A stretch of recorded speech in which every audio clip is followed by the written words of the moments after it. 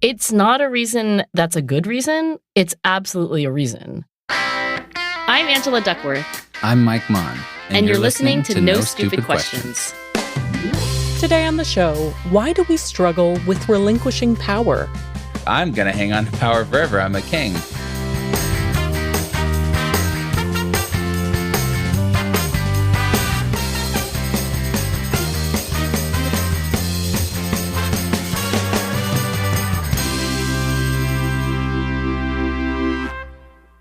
Angela, I have a question for you today that I have been thinking about for a long time. All right, shoot. Why is it so hard for people to let go? We see it everywhere, right? So you've got CEOs who are hanging on to their companies for decades. We have U.S. senators serving into their 80s and 90s, Supreme Court justices dying in office. And if Trump wins the U.S. presidential election, he'll be the oldest president ever elected at age 78. Biden obviously dropped out of the race, but if he'd stayed in and won, he would have been 82 when he took office again. Right. So here's my question. It seems that people nowadays, maybe always, but people connect so deeply to their work that they can't seem to let go or move on to what next. So I'm curious why you think it is that people have such a hard time letting go of power or relevance and moving on, making way for the next generation. You know, the first thing that leaps to mind is my own dad, because his work was really his identity. And I think, identity is a big part of this, a huge part of this. Yeah. So my dad works for DuPont for almost the entirety of his professional career. And it was so much part of his identity that when he retired, he kind of fell off a cliff. He just sat on the couch in our home in Cherry Hill, New Jersey. And, he would read the paper and then he would kind of mosey on over to the television, plant himself on the couch, and then watch hours of the Weather Channel and sometimes National Geographic specials. I mean, he didn't even work out. He had zero hobbies. So I guess I've seen at least one person who was very close to me kind of fail to say goodbye to one chapter of life and say hello to the next one. See, and that is what I think is so common. People maybe don't have an idea or vision for a next chapter, and they hang so doggedly to an old one. Now, what's interesting is, again, if you look at the U.S. Congress, for example, it's the oldest Congress we've ever had. Is that right? The median age in the House is 59 years old. The median age of a senator is 65. But then you have all these examples of Chuck Grassley is a senator who turned 90 recently.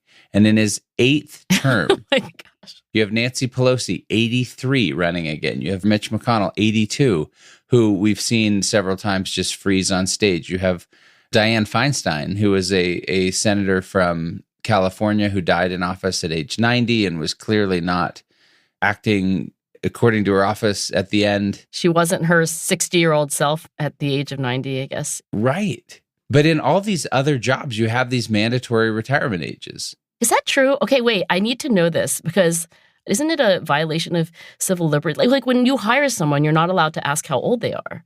Well, as a non-employment lawyer, I can't answer that specifically. But I think in some areas, yeah. So commercial airline pilots must retire by age 65. They can still fly, but not commercially. So that's at 65. Law enforcement, military, firefighters, those are all groups that have mandatory retirement ages. I'm sure there are exceptions in some geographies. But like judges, my dad was a judge much of my life. And in Utah, the retirement age for a judge is 75. And I looked it up, and in most states, the retirement age for a judge is between 70 and 75. I thought the most interesting was North Dakota. Now, North Dakota does not have a mandatory retirement age, but when it comes to incentives, if you don't retire by age 73, you lose all of your earned retirement benefits.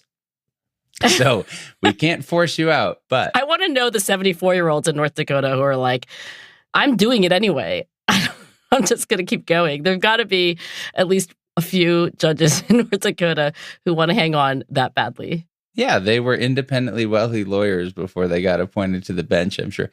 But look, on the federal level in the U.S., you are appointed for life. Okay, so you can be on the Supreme Court for like ever. Or any of the federal judicial benches. Okay. So it's interesting to me that we recognize in a lot of these places that there's a mandatory retirement age. Even in Congress, by the way, there is a minimum age. Which is what, 35? It's 25 to be in the U.S. House, 30 to be a U.S. Senator, and 35 to be the president. Well, we have exceeded the bar for the U.S. president then by twofold. Well, it's funny. We were so worried early on that people would try to jump into office too young. And yet it seems that the founders were worried about the wrong thing, a la 2024. But to state the obvious, like, I don't know what the life expectancy was in, 1776, but it's got to have been much different than what it is today. I mean, I know people talk a lot about how we're getting less healthy, and by many indices we are, but just compared to like a few centuries ago, wow, the average life expectancy has increased. And it wasn't that there wasn't anybody who lived into their 80s back then, but just, something was going to get you. So maybe the founding fathers didn't think about dementia, like maybe they didn't think about just the general cognitive decline that starts around the senior prom. Cognitive decline starts when I'm 18? So when you think about our intellectual faculties, like how smart we are, quote unquote, right, it turns out to be a little more complicated than just sort of like one thing, right? So one element of our being smart is, in fact, processing speed. How quickly we can take two things and associate them and like make a mental association in our head. Or there are other things that are really about tempo. And indeed, on many of those tasks, the peak performance is like around 18 or so. So one element of your smartness, of your cognitive functioning, is in fact already in decline in your 20s. Others are kind of like still getting better, like you get better impulse control throughout your 20s. And then the big thing, I think, is knowledge and wisdom. And knowledge and wisdom can, for many people, steadily accrete over all of life. So in that sense, you are usually wiser and more knowledgeable and in some ways like shrewder as you march on. But it does occur to me when I think of some of the people you named and like, wow, they are not their 18-year-old selves. And thank goodness, right? Well, yeah, I want more knowledge and wisdom. Right, exactly. I think that's what the founding fathers were worried about. I don't think they were, they didn't have these terms like working memory and processing speed, et cetera. But maybe the founding fathers had a strong intuition that you want more knowledge and wisdom than you have in your teens and even 20s before you take that kind of responsibility. But I think they may not have anticipated just how long people would live. And yeah, knowledge and wisdom is increasing, but the brain is an organ. It's showing some mileage. Absolutely. And I do want to be clear on one thing. People can be discriminated against based on age. We're not talking about ageism per se. Do you mean like leaping to conclusions about somebody because of their age, right? Not like recognizing that there's a population trend toward, no, right, slower processing speed, but just like, oh, you're 78, you must be whatever. Yeah, or we would never hire someone who's in their 60s. We're a young company. Right. I think that people who are older have a ton to contribute. The bigger question for me is, why do people have such a hard time letting go of their power and their relevance? And I will say, I spoke recently with a former U.S. senator, and he said, look, so many of these people have been in office for so long, his former colleagues. They go for 3, 4, 5, 6. I just said Chuck Grassley on his 8th term. And they have staff all around them who do everything that they need them to do. And the idea of giving that up and going out and becoming a quote unquote normal person is so scary to them. That's not a reason to continue to serve in office. It's not a reason that's a good reason. It's absolutely a reason. Sorry, that is very fair pushback. I think that was actually my dad. So I don't remember what age my dad retired, but he probably should have retired a little earlier. I mean, it was maybe after he retired where he was diagnosed with Parkinson's, but I think, and my mother thinks, that there was a decline before his diagnosis, and the grace the humility to like recognize that you are not your former self. And also just the like, let me move over so somebody else can sit down at the table. I don't think he was thinking about that because of what you just said, Mike. Because it was his only identity. And also my dad was very successful, which was very important to him. Right. I mean, it was everything. And so for him to have everything bound up in this work identity and then to not have another identity, I mean, many psychologists think about personality in a different way than the big five. So we've, with our listeners talked about like, oh, your personality is how extroverted you are or how open to experience you are. But there are many psychologists who think that the right way to think about your personality is as a story. And you are, of course, the protagonist in your story, and you change throughout your life story, which is one of the reasons why they like it so much, right? A big five personality inventory suggests a kind of static, like I'm high in this and I'm low in that and I'm medium in something else. But a narrative identity is like, who is Mike Maughan in his teens and who was he in his 20s and what's Mike Maughan doing now?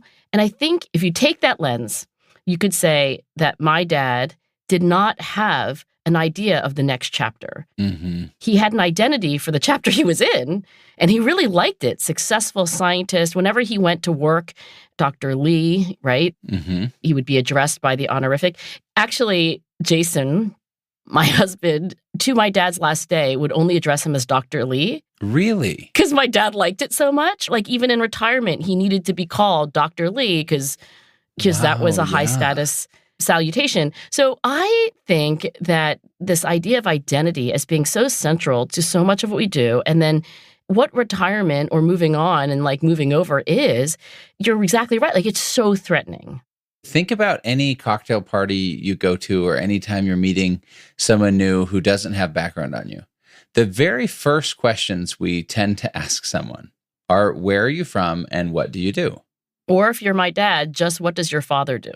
On the rare occasions that my mom didn't have to pick me up from some after-school activity, get in the car, door slams, my dad would turn around and he wouldn't say, what's your name? How's your day?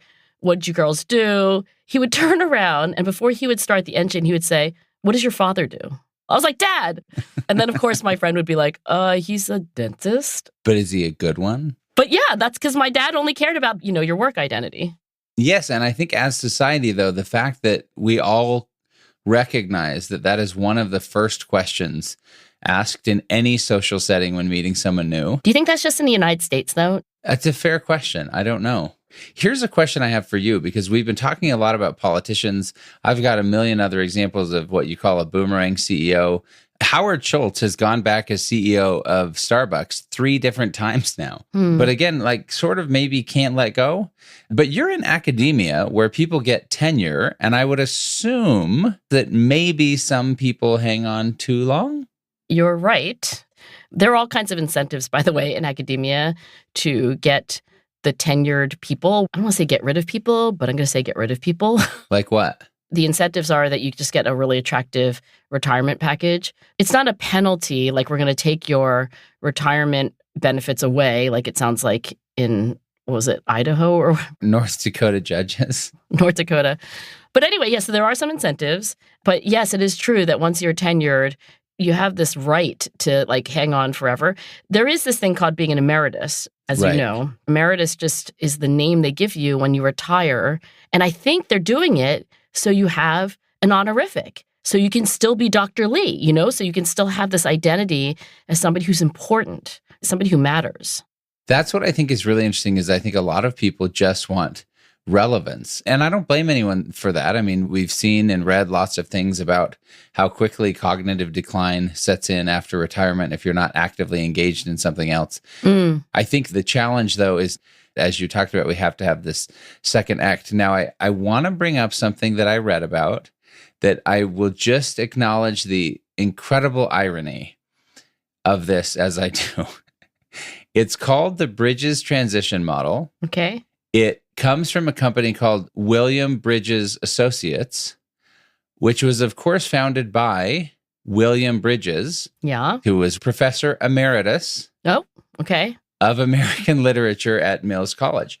And the reason I think it's funny is because he named his company after himself. He named the model after himself.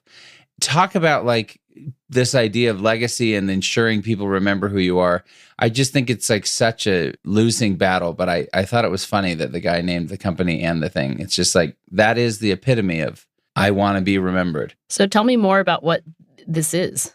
In this Bridges transition model, it's a model identifying 3 different stages during change. And again, not psychology per se, but what he used in the business world a lot. And he looks at them as the ending of what currently is, the neutral zone, and the new beginning. Okay. So ending, this first phase of transition begins when people identify what they're losing and learn how to manage the losses. The second part, the neutral zone, is this, as you can tell, this in between when the old is gone but new isn't fully in place.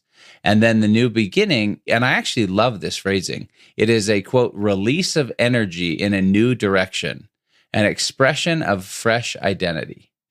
Kind of common sense if you think about it, but unfortunately, I think not applied very often. And it's maybe because we're afraid that there's no future that we're so afraid to let go of the past. There is a lot of research. I can't say that it's my favorite research, but on retirement, and this is particularly research by business school professors. And I have to say that when I read this, I'm like, how useful is it to know that people do better if toward the end of that chapter where they're like about to retire, it just seems so obvious to me that they need to be thinking about the next chapter. They need to know that they're in a transition, that there's going to be a pause. Mm-hmm. And then a pivot, and then this new beginning, and this release of energy and this new identity. But that is, by the way, what the research says, that when you interview, for example, people who are at different stages of their career, and if you study people using surveys, you do find that those who are more successful in this transition, meaning happier, less depressed, less anxious, more imbued with a sense of meaning, they have, first of all, a sense that there are stages. Your identity is not fixed. It's not fixed. And it's like, who am I going to be in the next chapter? And look, Angela and I would both love to hear your thoughts on why people may have a hard time letting go. Record a voice memo in a quiet place with your mouth close to the phone and email it to nsq@freakonomics.com, and maybe we'll play it on a future episode of the show. And if you like the show and want to support it, the best thing you can do is tell a friend about it. You can also spread the word on social media or leave a review in your podcast app. Still to come on No Stupid Questions. Is it foolish to obsess over how you will be remembered?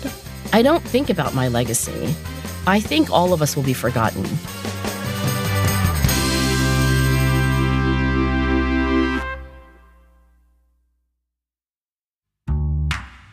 Now, back to Mike and Angela's conversation about letting go of power. Okay, I have to tell you the story about this gentleman who was maybe in his 80s, and I met him at my daughter's graduation, Amanda's graduation. Okay. And it turns out this guy had a very successful life. He was a lawyer. He was an Olympic athlete. And you could imagine that that would be very difficult to give up his identity of the Olympic athlete, of the, law partner. But what happens is he has a series of health challenges. They end up moving to Florida, he and his wife. They're fully retired. And then he tells me he got really bored. He's like, well, there are only so many walks you can take on the beach, right? Like, I just realized getting up in the morning and like reading the newspaper and then planning what you were going to have for lunch was like, not the life I wanted to live. So I said, what did you do? And he said, well, where we live in Miami, there's like a port and all the cruises come in and out. So I walked down to the dock and I asked for a job. Really? Exactly. I was like, really? I mean, this is a wealthy, retired lawyer / former Olympian. And I say, what job? And I'm thinking like he wants to be in charge, right? He was like, oh, well, the job I got, which he has to this day, is like he has a clipboard and he's like that guy where like, oh, you go over there, see that white sign that says number 8, right? He's like checking people off by last name. He's like, sometimes we got to get people sandwiches. And I said, why? Like, why do you do that? He's like, I like to be busy. I like to be useful. I think it's kind of keeping me young. And I thought to myself, this is a remarkable human being who can write a next chapter with an identity of helpful human. Like he was the opposite of my father. He didn't need to be called doctor. Right. His identity clearly was being useful and being maybe energetic, but not at all like being high status. I love that story. I think you've hit on one of the big points is that it is willingness to give up power and prestige. Mitt Romney, who is a U.S. senator, former U.S. presidential candidate, he's 77 years old and recently announced that he would not be running for re-election. And he said, at the end of another term, I would be in my mid-80s. And he said, it's time for a new generation of leaders. They're the ones who need to make the decisions that will shape the world they'll be living in. And when Romney said that that's why he wasn't running, all of these memes came out on social media using King George from Hamilton that talks about when George Washington is stepping down as the U.S. president after 2 terms. And King George, there's this funny line. He's like, oh, I was not aware that that's something people could do.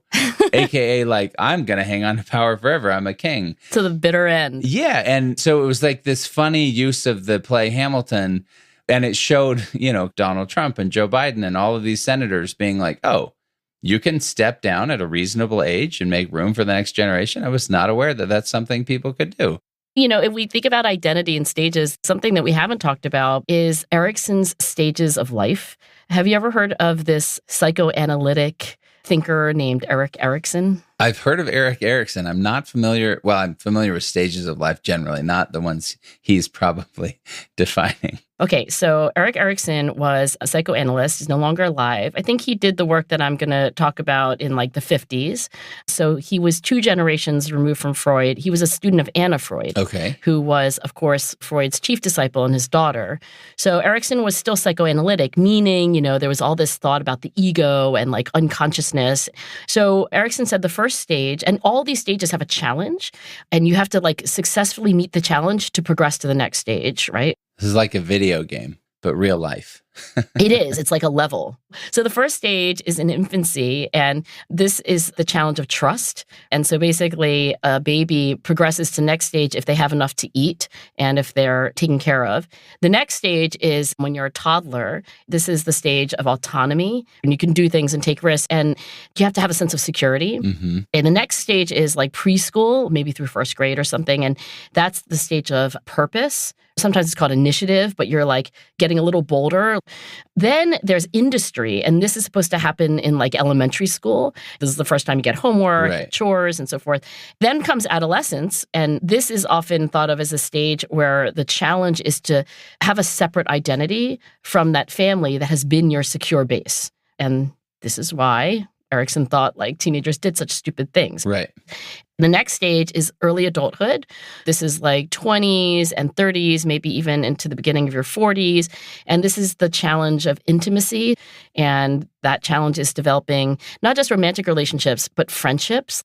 And then the stage that I always thought about a lot when I thought about what goes wrong with people in retirement and so forth is generativity. This is supposed to be your late 40s, your 50s, your early 60s. Keep in mind that Erikson was writing this in 1950. People live longer today. But anyway, generativity means that you have a beyond the self kind of purpose, that you're not thinking just about your career and your achievement, but how you are serving something that is larger than yourself. And so if you don't pass this stage successfully, or you're struggling in the stage, it means that you now have a lot of competence. You're industrious, you know how to do your job well, and you're still selfishly only thinking about your own ambition, and you're not mentoring, and you're not thinking about how to help the next generation come forward. Right. So Erikson thought that what came after the generativity stage was sometimes it's called the wisdom stage, sometimes it's called integrity, but that's the stage where you reflect on your life as a whole, and you ask the question, like, was it okay to have been me? Whoa. I know, right? Was it okay to have been me? It feels like a very heavy question to hold at the end of one's life. But here's what I love. Erikson had a wife named Joan. She outlived him, and she thought there was a 9th stage. And she wrote about this, I think maybe she was in her 90s. Anyway, she thought that at the very, very end of life, where you are often, if you live that long, in some form of mental decline, And then, of course, you're almost always physically compromised, at least in some way or another.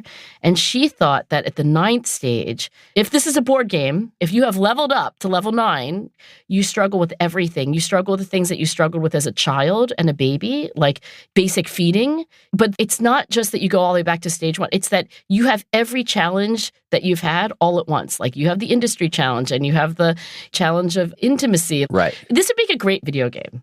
We should call it, I don't know, like Ericksonville. The game of life, except for that name's already taken. Here's what I love about that, especially when you get to this generativity stage. I'm sure you're familiar with Arthur Brooks' book, From Strength to Strength. Yeah, I read it. But he kind of goes through the same idea or principle that sometimes we hang too doggedly to one version of ourselves and don't go on to the next chapter. So I think this is most easily understood probably in terms of athletics, or at least for me. At some point, most athletes, professional athletes, depending on the sport, but somewhere in your 30s, it's kind of game over. A few, like a LeBron James or Tom Brady, make it into their 40s on some of these more physically demanding sports, but they're a young person's game. And if Katie Ledecky, for example, were going to try to continue to swim into her 70s, she would not be able to compete with kids in their teens and 20s. Right. Now, she is at the height of her, well, I don't know. She's always been at the height of her game. Well, she's at the Olympics, right? Yeah, I'm just saying she's been at the peak for, it feels like a long time. But yeah, at some point in the not too distant future, physically, she will not be able to continue to compete. And what Brooks is kind of encouraging in this process is move from strength to strength. So while you're an incredible athlete for many, many years, there comes a point where if you hang so doggedly to that, you will just go into massive decline. Instead, an athlete moves on to, for example, potentially coaching, or an entrepreneur who has all the creativity and vibrancy of youth moves on to becoming an investor who's more focused on pattern recognition and dispensing set advice. I mean, many professional coaches tell me that athletes, after they finish their careers, no matter who they are and how successful they are, struggle with alcoholism and debt and depression. It's almost that the highs make it that much harder to move on to that next chapter and to let go. I just need to tell you about Danny Kahneman now because, as you know, he passed away earlier this year, but I just attended his memorial service. But there were people from all different chapters of Danny's life who stood and gave remembrances. And one of those people was Craig Fox. So Craig Fox is about my age. And back when he was just in college, Danny was a mentor to Craig. And so Craig goes and does his PhD, I think, at Stanford. Craig gets tenure at UCLA. And now Danny's really famous. So I think this is around the time where Danny won the Nobel Prize in economics. And now Nobel laureate Danny Kahneman comes to visit UCLA, where his former protege, Craig, is a young professor. And they asked Craig to interview him on video. And he showed parts of it at the memorial service. Craig decided not to ask any of the questions that the university expected and wanted him to ask, like, what is prospect theory? Like, can you explain cognitive biases for a layperson? Instead, Craig asked Danny all the questions that he had always wanted to ask him, including, what do you hope your legacy will be? When your life is over, how will you want to be remembered? It was clear that Danny, really thought about this in this interview, and he paused, and then he said, I don't think about my legacy. I think all of us will be forgotten. The way he lives his life is just, he's doing what he's doing. He hopes he's enjoying what he's doing. He maybe thinks a couple of years ahead. I remember that Danny would say that to me as well. I would always be talking about 10-year plans. And he was like, I don't know what you're doing, Angela. I can't do that. I can only see a couple of years, maybe at best. And towards the end of his life, I will say that Danny was not pretending to be the person he was in his youth. And talk about moving over and making a seat. Almost every eulogy or celebration, if you want to call it that, said, here's a person who mostly wanted to encourage me.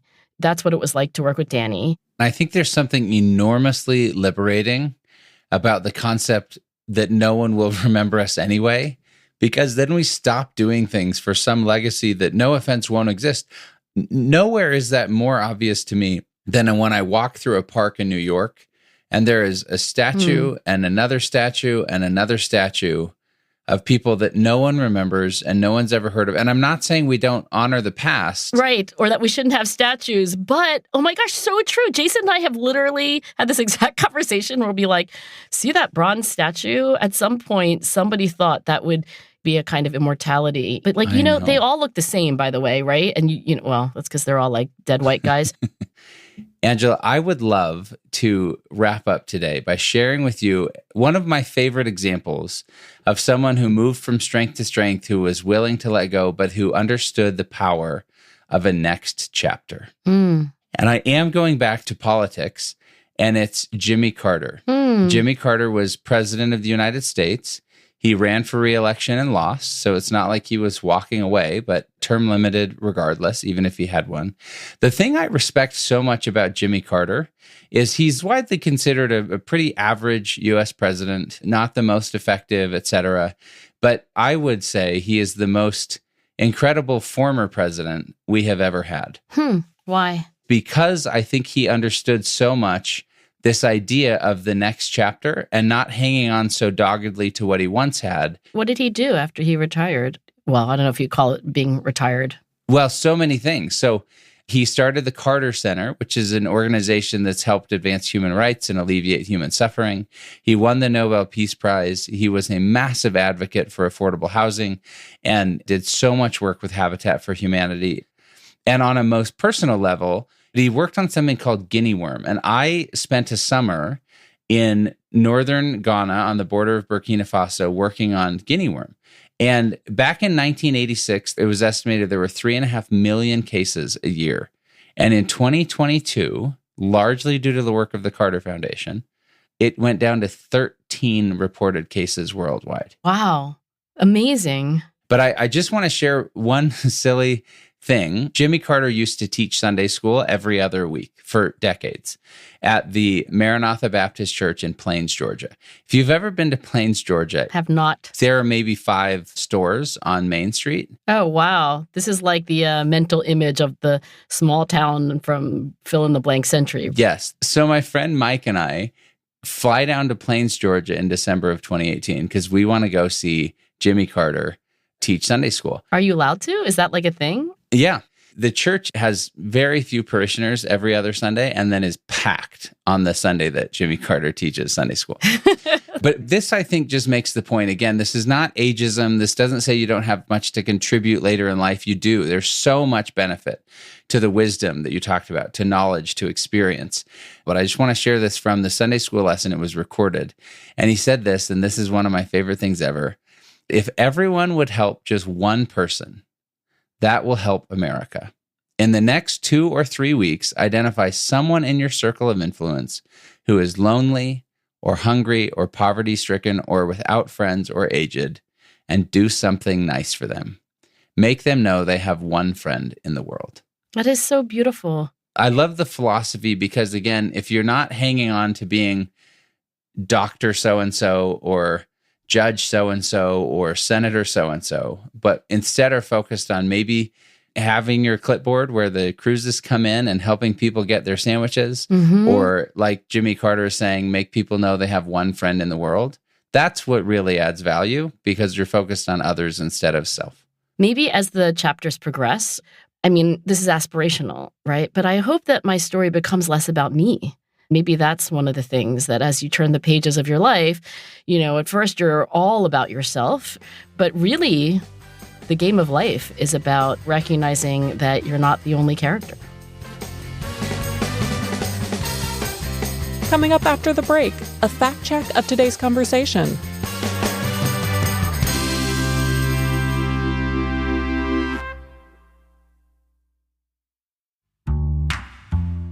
And now, here's a fact check of today's conversation.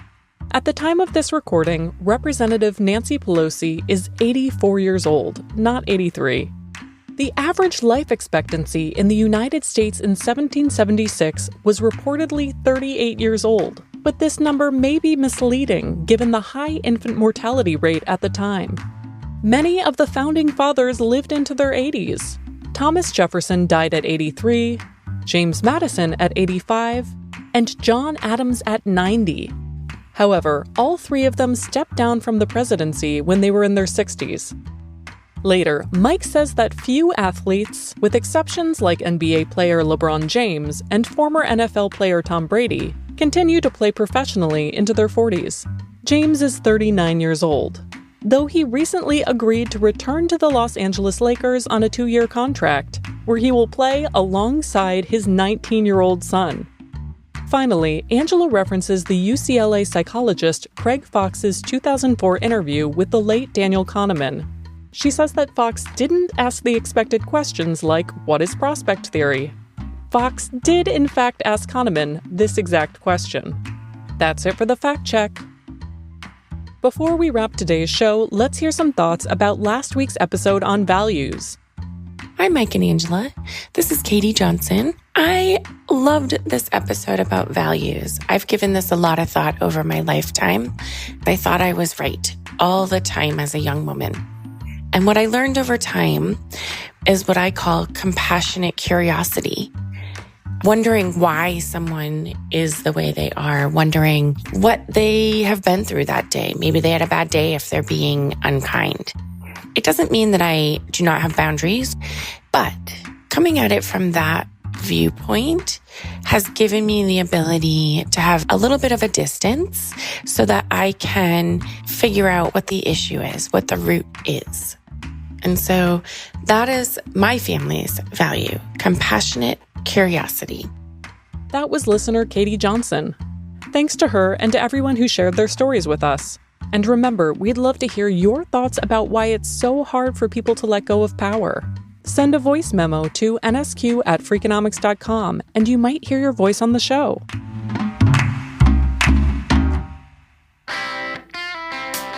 Coming up on No Stupid Questions, how is the way that other people view you different from how you view yourself?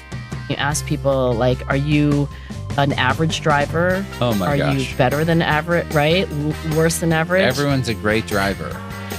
That's coming up on No Stupid Questions.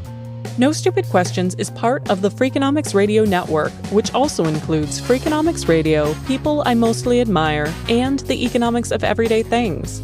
All our shows are produced by Stitcher and Renbud Radio. The senior producer of the show is me, Rebecca Lee Douglas, and Lyric Bowditch is our production associate. This episode was mixed by Greg Rippin. We had research assistance from Daniel Moritz Rabson. Our theme song was composed by Luis Guerra.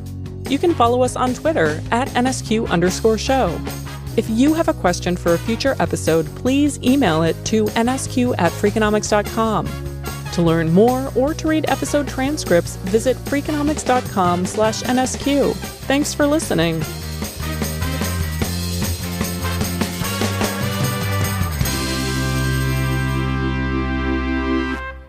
I thought I was being humorous. The Freakonomics Radio Network, the hidden side of everything. Stitcher.